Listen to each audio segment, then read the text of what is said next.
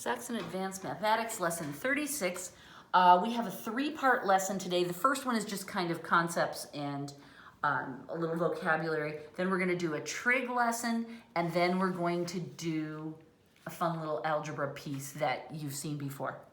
All right, let's start by talking about angles that are greater than 360. First, I want to start with a cute, friendly little angle that measures from here to here, 50 degrees. The name of this line is called the initial side of the angle, and this is called the terminal side of the angle. Okay? Now, here's something that's interesting. We're going from here to here, right? But what if we have another angle that starts here at the same place, but it goes around one whole time, and then it comes back. And it ends at the same terminal side, but it's gone around an extra spin, right? This angle is called a coterminal angle, which means it ends at the same place. It's a coterminal angle to our 50-degree angle, right? Because it adds at the same place. How do we find the measure of this angle? Well, it would be the 50 degrees plus the 360 of the full spin. So that is a 410-degree angle. So we would say that the 410-degree angle is coterminal to the 50-degree angle. And we can tell by looking at the picture, but even if you didn't have the picture, you could see, oh look, the difference between this number and this number is 360, so that's the same angle, just with an extra spin, all right? And just to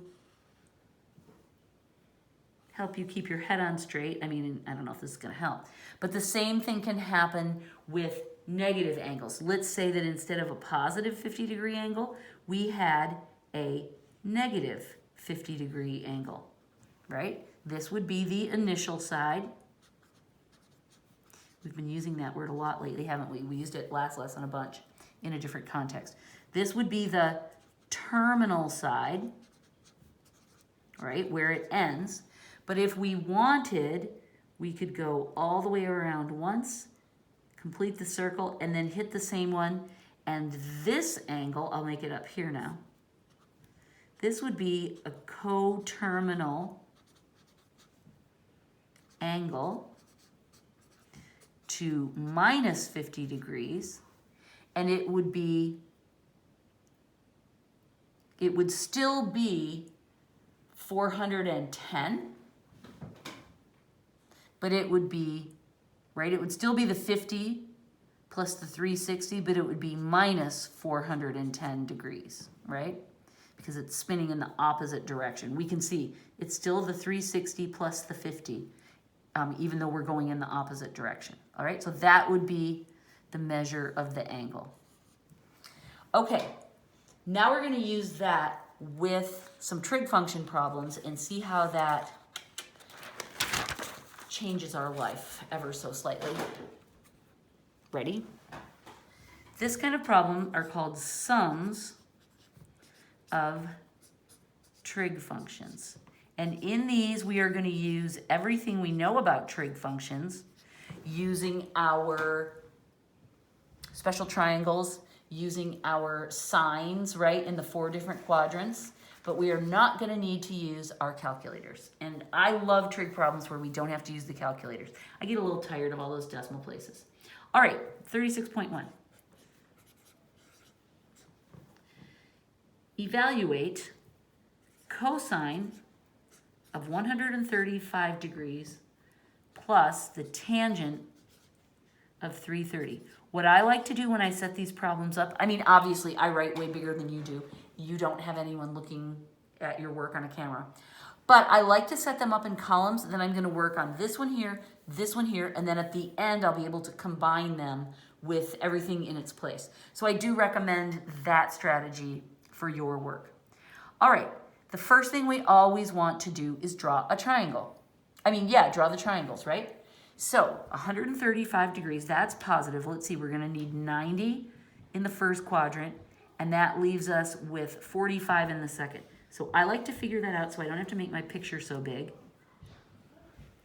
I double check, yeah, that's gonna be 90 plus 45, that gives me 45 here. This is 135, right? So I feel good about how I drew the picture. There's my angle. I want the cosine of a 45-degree angle, so I'm gonna put the side ratios right on here. It's 1, square root of 2. Cosine is Oscar had Ahold, and that's gonna be good. Let's see. Adjacent, we're here, so the adjacent is 1 over square root of 2. And then I'm gonna need my signs, right? I'll make my little chart down here. Plus, plus, plus, minus, plus, minus, right? Remember this little thing? Have you got it memorized yet? No, just a couple more weeks and I'm gonna show you this great organizer that we will be able to use. It's gonna make our life so much easier. But cosine in the second quadrant is here, it's minus. Okay, so it's minus square root 1 over square root of 2, but we might as well just rationalize it, right? So let's do this. And then that will give me the final answer. The cosine of 135 degrees equals minus square root of 2 over 2. I like it. I wish I wouldn't have written that. I wish I would have just written the answer. Oh well, next time. Tangent of 330. Okay, 330 is almost all the way around. It's in the fourth quadrant, right? It will just be 30 degrees here, right? Okay, let's get our things on here. This is 2, our ratios. 2, 1, square root of 3. Tangent is over Arthur. So that is opposite over adjacent, 1 over square root of 3. I leave space to find the sine. I refer to my chart. Tangent in the fourth quarter is negative. So there's that. And then I can rationalize this as well. I'm going to pretend I didn't write that. Minus square root of 2 plus, and I'm going to put this in parentheses so that I'll protect that, minus square root of 3 over 3. Okay, so far so good. Now what we just want to do is clean these up so we can add them as a fraction. So we're going to have to make the denominators match. This one I'm going to multiply by 3 over 3. This one by 2 over 2. And what we'll get, I'll use more room, it's minus 3 times the square root of 2. Remember, wolves times wolf, pigs times pigs. Minus 2 square root of 3 all over 6. And guess what? That's the right answer. All right. So we use our triangles, our familiar special triangles. We use our positive, negative values. We use the information we know about which sides to combine, right? All of our triangles are nice and cute so that our triangles work perfectly. Our special triangles work perfectly. We don't have any complications. All right, want to do another one? I do. I think these are fun. All right. The second one is going to be straightforward, but the third one is going to have some extra spins in it. Remember how we talked about that back here? The whole spinning thing? That will come into play in our third example. I don't want you to think that we wasted all that time and effort talking about that for no good reason. Shoot. 36.2. It's going to pay off. Evaluate cosine of minus 60 degrees plus cosine of 210 degrees. All right, same thing as always. We draw the picture. I try to figure out ahead of time which quadrant it goes into so that I can kind of zoom in on that quadrant. Minus 60 is going down, so that's the first quadrant. And it's going to be like this.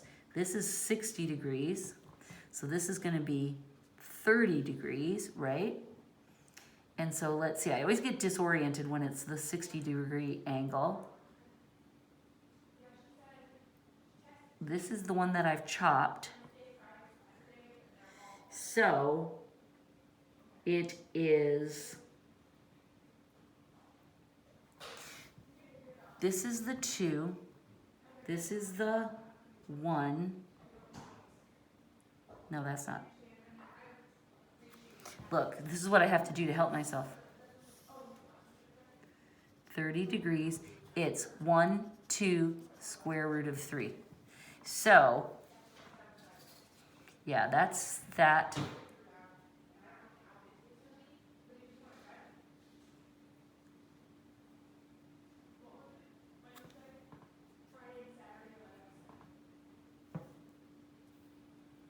Two, this is the 1, this is the square root of 3.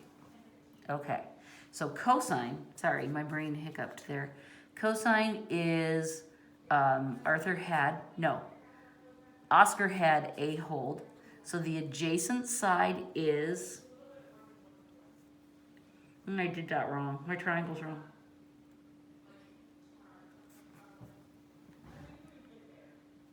My triangle's wrong. Oh no, let me draw it over again.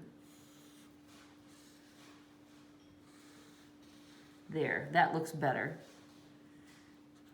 This is my 60 degree. This is my 30 degree. This is the one that got chopped in half, so it's 2, 1 square root of 3. There, I got disoriented, okay? You know why? Because I drew this triangle in such a way that I couldn't see the angles properly. Okay, now I'm back on track. I'm here, my adjacent side is 1, my hypotenuse is 2. I am in the 4th quadrant, I need my little chart again. Plus, plus, plus. I always like to write the whole thing out even though I don't need the whole thing for this problem, right? I only need the 4th quadrant cosine, that is positive. So I'm going to write plus 1 over 2 down there. Oh, I'm happy about that. It took me, I had a little train wreck here, but that's okay. I realized that my problem was that my triangle was drawn so sloppily that I couldn't orient myself. So I just redrew it. Okay, 210 degrees. This is positive. So we're going up 90, then to 180. So it's 3rd quadrant because it goes from 90 or 180 to 270. So here I am. I'm going to need 180 to get this far, and then I'm going to need 30 more. So it'll be like this, right? And now I'm not going to get confused again. This is the 2, this is the 1, this is the square root of 3, and I'm doing cosine. So that's a hold. So that is from here, that is adjacent is square root of 3 over hypotenuse is 2. I'm in the 3rd quadrant. Cosine in the 3rd quadrant is negative. So I put in my minus sign. I try to always remember to leave a bigger gap here and here. I didn't do very well this time. Okay, so I'm adding them. And now I'm going to write minus square root of 3 over 2. Look good. And so my final answer, that's all beautiful. I can squish it together. So it's going to be, I'm going to write it here, 1 minus the square root of 3 all over 2. That's the value of the cosine of these two angles added together. Why would we want to add trig functions? We don't know. We don't know. Calculus will teach us why. But our job right now is to simply master the mechanics of doing this and save our deeper philosophical questions for a future class. Okay, now we have one more of these to do, and then we'll switch to our other topic. This one is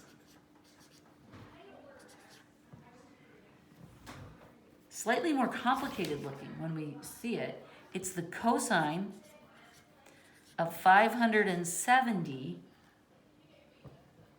plus the sine.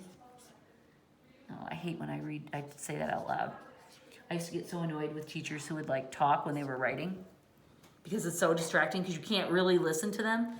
And then if they're just saying things that don't need to be said, it's like, shh, stop talking. So just know that I always try to shush myself when I do that. What we see when we look at this is, okay, it's more or less the same kind of problem, but look at these angles. They're monsters. They're big. And so what that tells us is that, oh, these are angles with extra spins in them, right? They go around more than once. They're greater than 360, and they need to be adjusted down because we don't want to have those big angles. We want to find their coterminal angles, the smallest ones possible.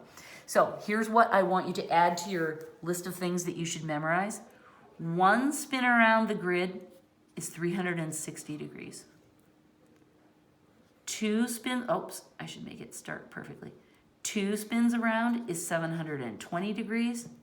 And then 1, 2, 3 spins around is 1080. And I just get that. I just keep adding 360, right? But these basic numbers, it helps a lot if you just have them in your head because it allows me to go, okay, 570, that is, I can subtract 360 from that.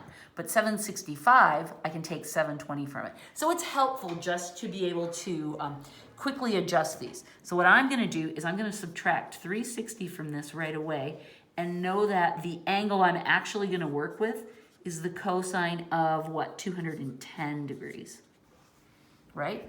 I'm just subtracting out that extra spin and finding the angle that has the same terminal side as this angle because we don't want to work with these great big numbers, all right? So 210 degrees, let's see, that's going to be 90, 180, so it's going to be third quadrant, right? 90, that much is 180, and then I'm going to need 30 more, aren't I? So here's a 30 degreeer. And let's see, that's 1, 2, square root of 3. And so cosine is Oscar had a hold. So it is adjacent square root of 3 over hypotenuse of 2. What's the sine? Oh, dang, I have to write it one more time. And again, I write it out every time to give me practice. Okay. Cosine in the third quadrant is negative. Remember, these always go in the same order, sine, cosine, tangent, the way we learn them. So it's negative. Okay, so I've got minus square root of 3 over 2 as that number. Then I'll be adding my second number. But first we have to figure this out. Now, like I said, it's helpful to memorize these. If you just memorize the first 3, it's fine.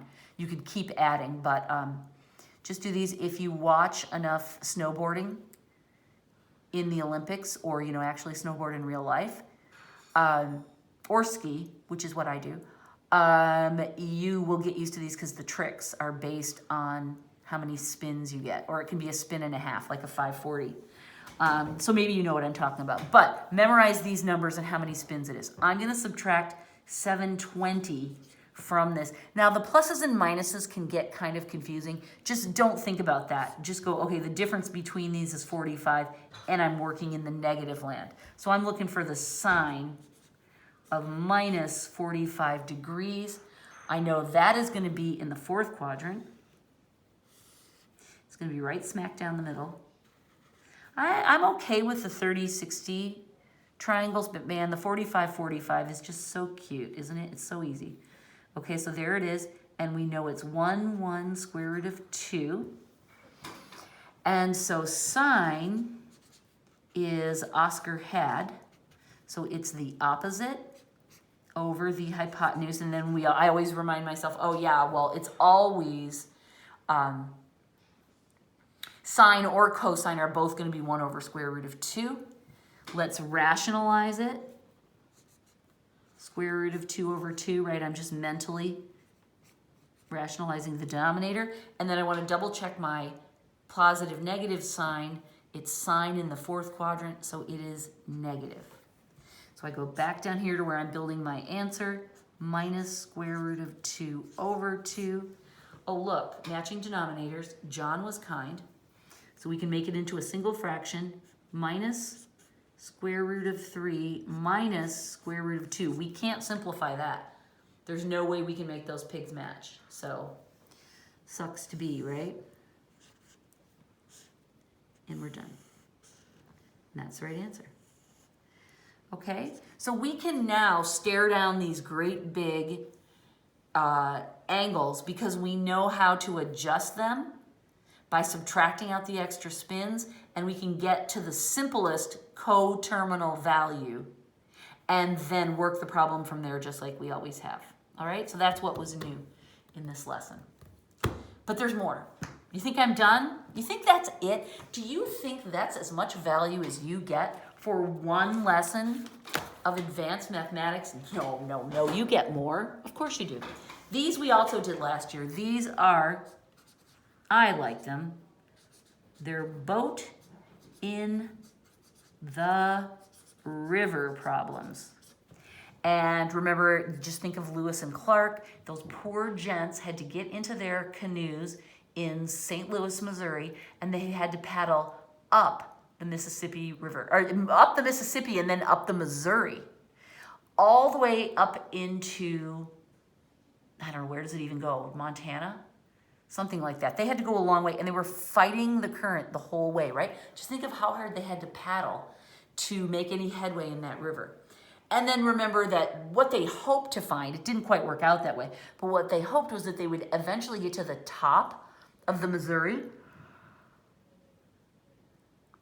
and find themselves sort of like in a water park where suddenly now they were shooting down the other side of the Rockies and just cruising along, flying with the current of the river plus as fast as they could paddle on top of that, right? So their trip on the other side of the mountains, they thought, was going to be a piece of cake because they would be traveling with the current of the river. So I always think of my boys, Lewis and Clark, when we do these problems. Now, they're a variation on distance equals rate times time. They're a variation on that, but we have two rates. We have the rate of the boat, and John often calls this the boat in still water, meaning just the speed of the boat by itself. It's not affected by the current. But then we also have the rate of the current, and sometimes John calls it the speed of the water.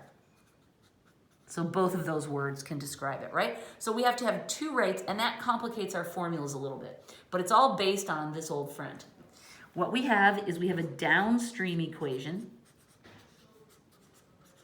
And that's the fun one. That's where our boat is traveling with the speed of the water.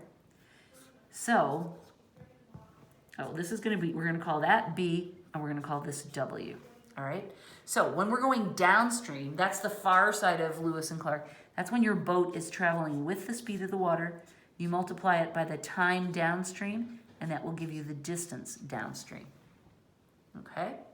Then we have an upstream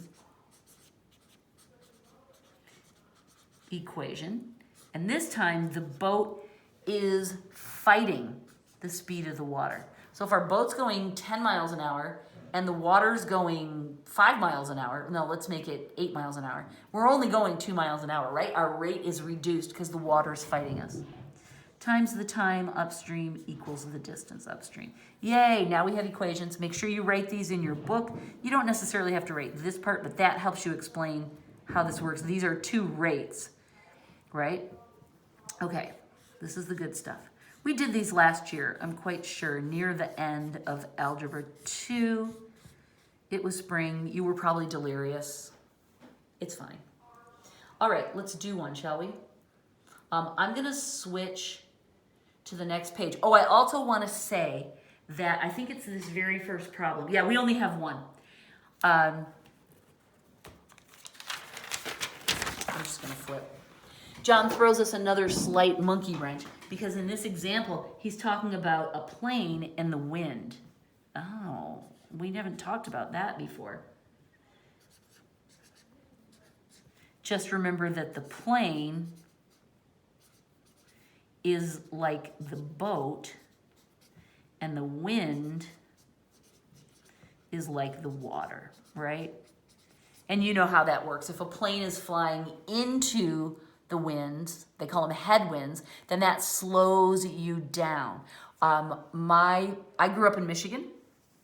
My family's still there. My husband's family's in Ohio. So we very often fly from Seattle to the Great Lakes, right? Whichever place we're going, Detroit or Cleveland. And when you're flying in that direction, you're flying against the wind? How come all of a sudden I can't remember? I don't know. In one direction, you're flying with the wind. That must be the way with the wind. So that way you're going faster. And then when we come back towards Seattle, we're fighting against the winds and so the air currents, and so it's slower. Okay, so we're going to use our same formulas. We're just going to make these switch outs in our brain. Let's write down our equations again since I've flipped the page. Downstream, it helps to do downstream first. Let's see if you can remember them. You try to write them while I do too.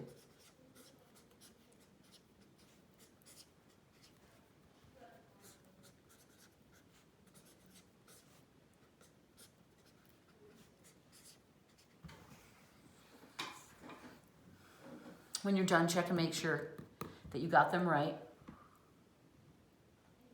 I like to always do the downstream first because that's the plus, and then I always do the upstream second.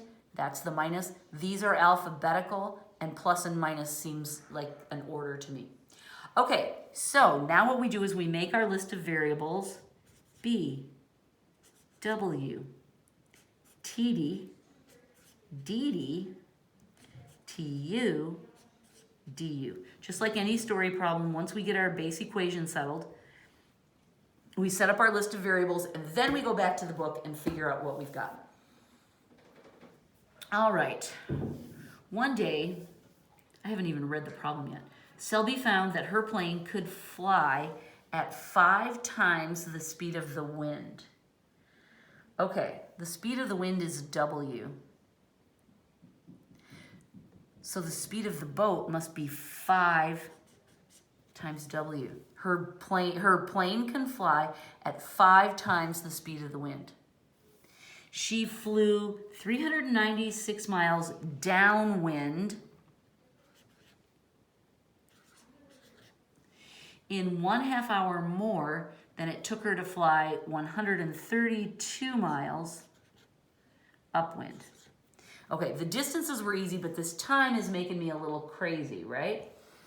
The time she flew downwind in a greater amount of time than it took her to fly upwind. So I'm going to rewrite this as an inequality. The time downwind is greater than the time upwind. I've got my balancing number. I'm not worrying about that yet. I'm just writing the inequality to make sure I get the relationship right. She flew downwind in more time than it took her to fly upwind. Okay, that's good. The balancing number is 1/2. So I'm going to write 1/2 here and turn that back into an equal sign. What was the speed of her plane in still air? Well, that's going to be this. And what was the speed of the wind? Okay, so this is what we're trying to lock down here. We don't have to worry about clock times in this. John has not that I've ever seen. He's never thrown that wrinkle in. Okay, so what we want to do is we want to set up our 2 equations. Are you ready? Okay, I'm going to write them down here. I don't want to run out of space. So here we go. 5W plus W times the time downwind, which is TU plus 1/2, equals 396 and 5W minus W times, time up and we don't have anything, we're just using that, equals 132. Now, these problems often feel, well, you know what? I use the same strategy I use in some of the games that I play on my phone. I like a lot of those like spatial maze games, stuff like that. Don't try to have too much strategy. Just follow along step by step and see where the numbers take you. The first thing I'm going to do is I'm going to change this one to 6W and this one to 4W, right? I can simplify that. And then I will distribute here. And this one I don't need to distribute, I can just simplify. I'm going to cross this out because I've fixed both of those, all right? So this is going to be 6 WTU. I'll write them little here and then I'll copy them over to the next page. Okay, so it's 6W times TU plus 6 times 1/2, which is 3W. That equals the 396. And here I have 4WTU equals 132. Okay, I'm going to copy these over to the top of the next page so I can continue. Ready?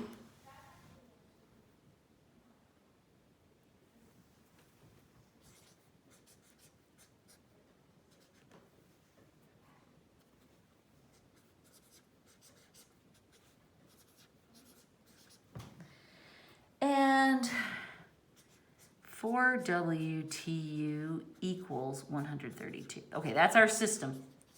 After we plug in what we know and simplify. Okay, we plug them into our base equation. Now, this looks like a hot mess. I don't know what to do with that because we have two different variable combinations, right? There's no way I can simplify that.